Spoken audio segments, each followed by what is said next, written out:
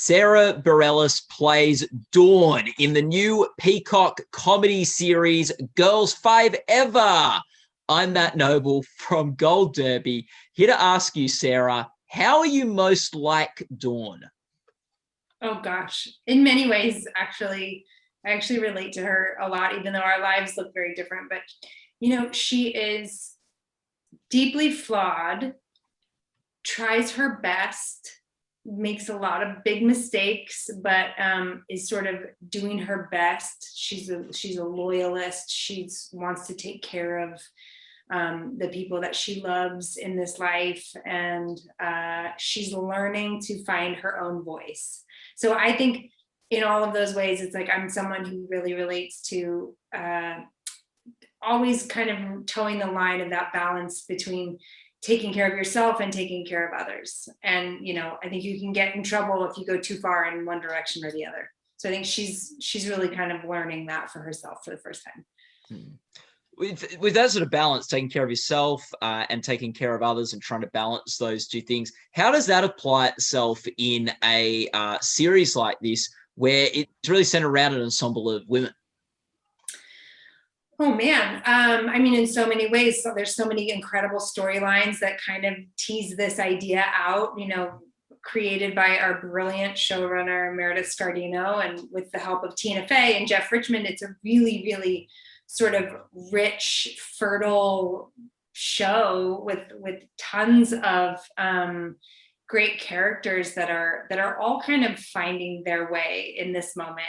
Each one of our Gloria is someone who was always the workhorse and always kind of put the job first and to her own detriment, and really hid her true identity to the world because she didn't feel like it was okay for her to be herself. And Summer is someone who kind of got lost in the mystique of everything and is being encouraged by her friendship with Gloria to really claim something that's true now. And Wiki is on the side of someone who cares more for herself than anybody else. And it's and she's learning the dangers of that. So I think this gets teased out in all of our characters' story arcs in a really fun and beautiful way. How does, as an actress, you approach the sort of collaboration with your co-stars? Man, I think, I came in as the newbie in a deep way and haven't had very much TV experience or any TV experience, to be honest, outside of performing on television. So for me, it was really actually about kind of adapting what I had learned from being involved in theater and in musical theater in particular. But that, you really, it's trust, it's listening, it's responding. It's, for me, it was this totally new medium, and learning the relationship to the camera in and of itself is its own very complicated relationship. There's a lot of a really steep learning curve for me, but my co-stars across the boards, this obviously goes to the 4 women, or to the 3 women that I spent the most time with, but also Ashley Park and Erica Henningsen, and our many sort of day players or our guest stars that came in, and series regulars. Everyone was just unbelievably kind and generous and patient. They're like, no, Sarah, don't stand in that light. That's it's not your coverage right now. I'm like learning my way. What do you, and I guess like you've done quite a bit of work in the music industry and in theatre, what is something you loved about the medium of television and telling stories in that way? I loved the freedom of repetition. I actually loved that it actually at first felt really intimidating, but then to know that you got, in some cases, many takes to fine tune and to find little moments and really excavate the story points and any sort of nuances that could get drawn out in terms of relationships between characters. And I think, my co-stars were all so good at that already. So I got to learn a lot by just watching them. But that was something that I didn't know I would like so much, was the sort of freedom that comes with getting to do it again and again and again. Now, there's an episode where your character has to try to write a song How much did that mirror your own songwriting process, Sarah? I personally have had less hallucinations of Dolly Parton, inhabited by Tina Fey, in my own personal life. But but this was an exaggerated version of it, of course. Like Dawn goes into a sort of fever dream and literally loses her mind.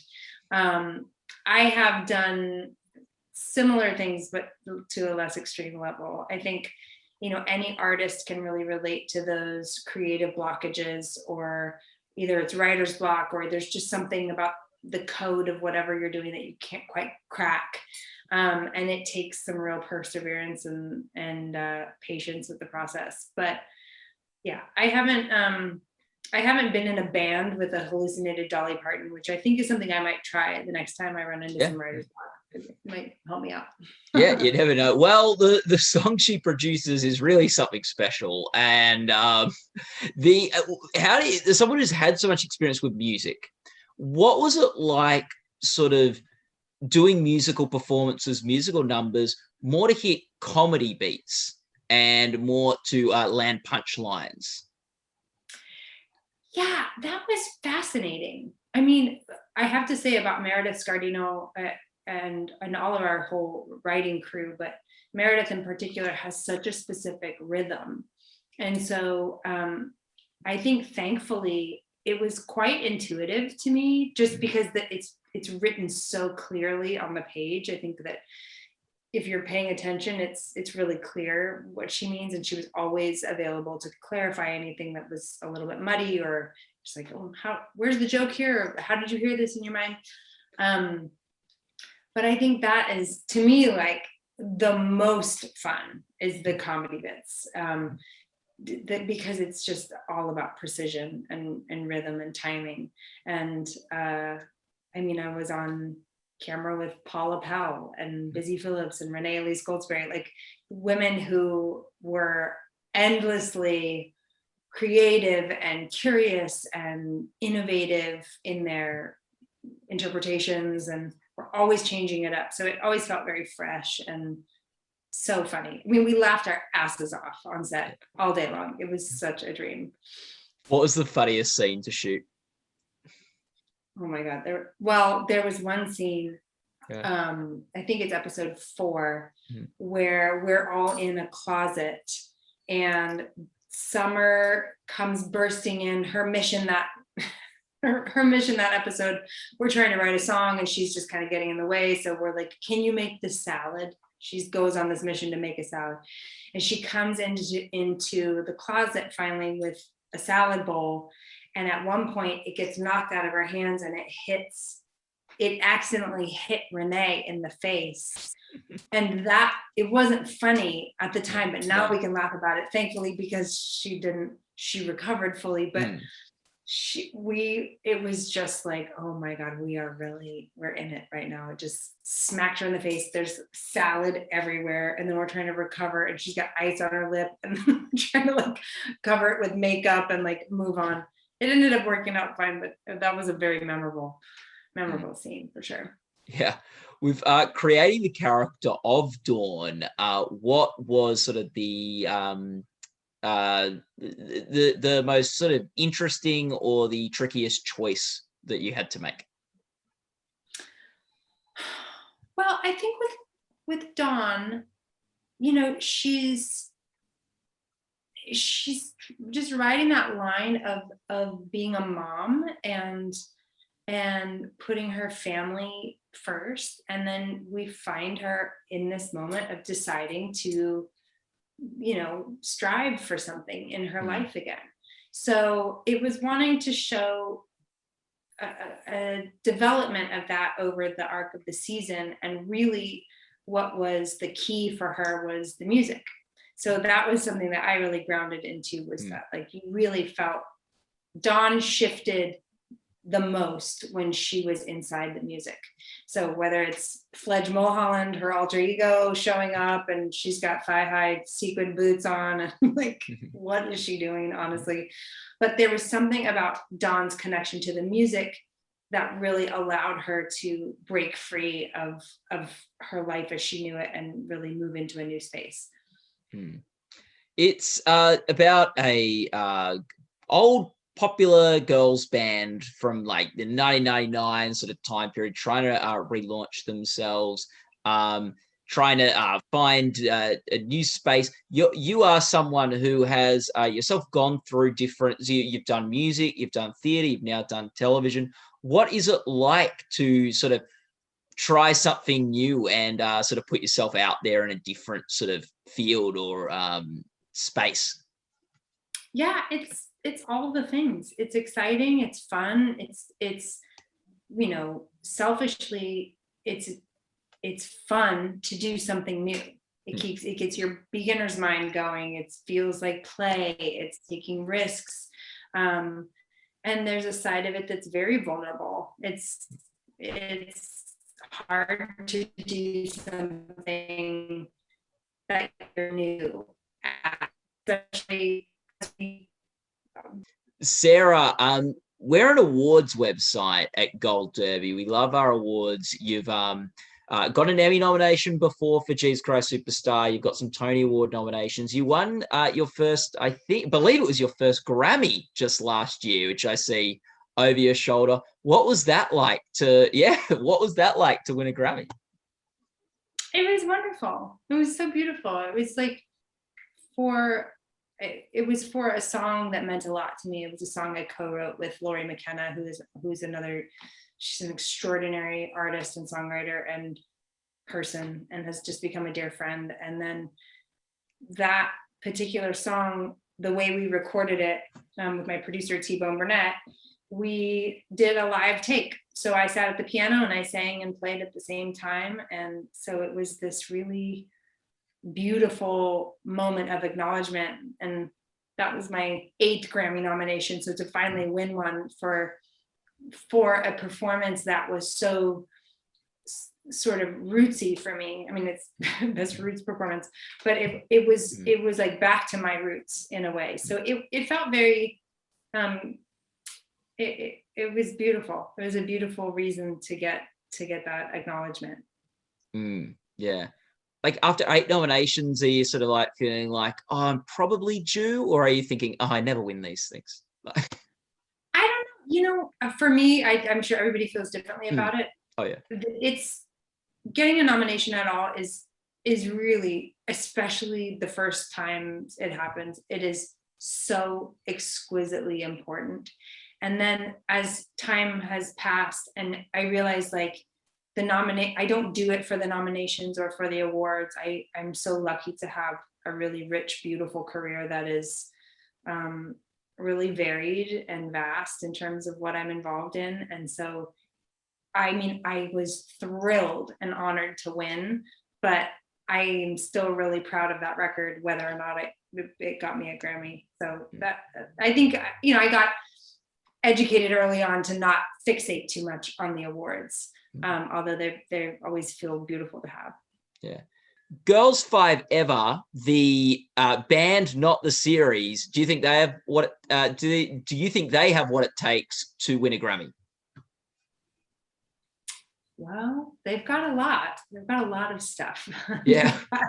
Really, I mean, absolutely. I think that the songs are genius. They're so funny, they're so smart. And I think that's something that goes, I was just speaking about this with someone the other day where it's like, you know, the music is taken quite seriously. The songs are, you know, jokey songs in the sense that the lyrics are comedic, but the music isn't a joke at all. I mean, Jeff Richmond wrote some really amazing, great pop songs that throw back to this era that, you know, it's like candy for your ears.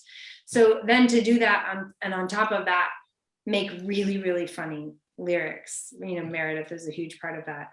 That's really hard to do. That's what I learned. So I say, yeah, give him a Grammy. Give him all the Grammys. Ah, there you go. With is there a particular scene or moment or line in the series that just sort of makes you laugh every time you hear it or see it? Oh, yes. There's a particular scene. I mean, it was early on in our shooting. And so the women and I were just getting to know each other. And I think it was a scene in the first episode where we're sitting around a table and we've already performed at the Tonight Show. And my character about a past member who has passed away. We've just visited her memorial bench. And Summer turns to Dawn and she's like, Dawn, Ashley's a bench now. And it just made me laugh so hard. And it was watching Busy and her sort of like outrageous take on this character, which was so funny. And getting to know Paula and Renee really for the first time. That was like our first big scene together, all four of us. And I just had this warm feeling that this was going to be a really, really special experience. But I couldn't get it together. I mean, it took us forever to shoot that scene because I couldn't stop laughing when she said that line. So that was early on when I learned, like, I got to get my shit together if I'm going to, like, go toe to toe with these girls. Yeah. The like interesting thing, like with your character, they get a piano in their house at some point, someone else's piano, and it's sort of something that is seen as an inconvenience or something that's very annoying, but eventually becomes an item that sort of ignites a bit of your character's love for music. What is something that may be in this series, or it could be in your career if you want to broaden it, that sort of was underappreciated maybe by you, but became of tremendous value?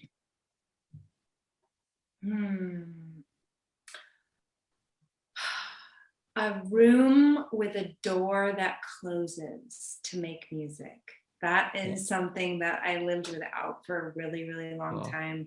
And I think just because for me as a songwriter, a little cocoon of privacy is just, it's a part of the equation. It just has to be there in order for songs to arrive. And and I had it for a long time, and then I went without it. And then, so that was something that I really have been reminded of the value of a room with a door that closes. That's something I took for granted for sure. And finally, Sarah, what's your favorite thing about Girls5eva? I love that it has heart.